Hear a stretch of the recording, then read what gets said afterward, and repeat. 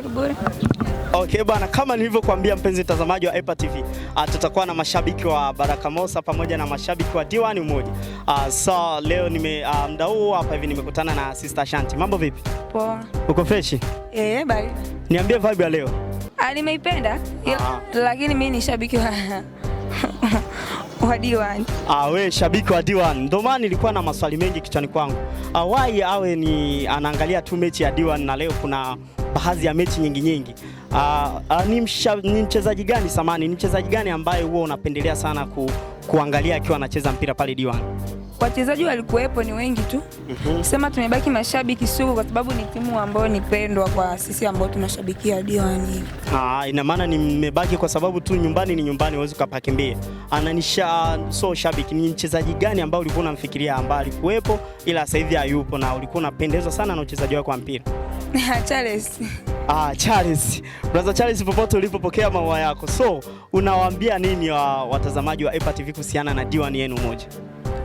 Naweza nikamwambia kwamba uangalie matokeo. Tukipigwa sawa, tusipopigwa hivyo yani. In short lazima mechi tucheze na vile ambavyo tutatokea ndio hivyo, lakini kama tutafungwa sawa, kama tukufungwa hivyo.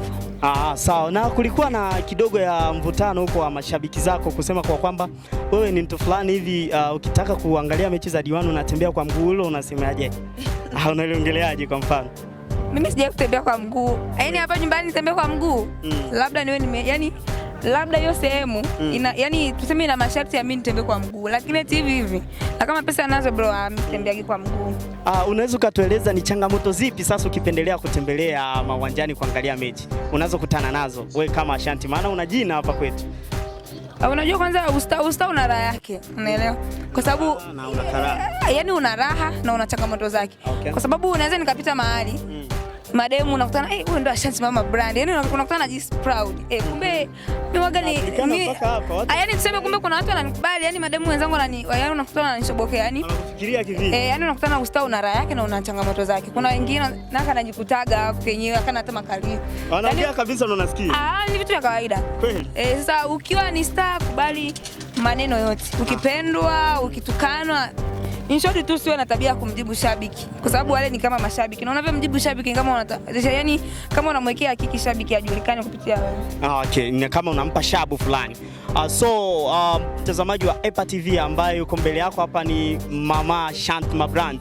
So ulikuwa nami Embwebo Pasha mwana Ezekiel, na ningependelea uambie neno moja watazamaji wa EPA TV.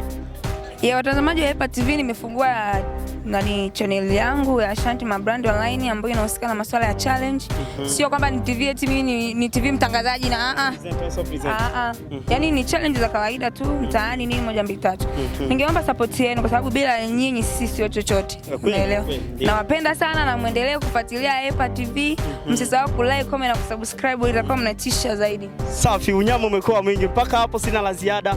Nyuma kamera alikuwa Brother G Genius.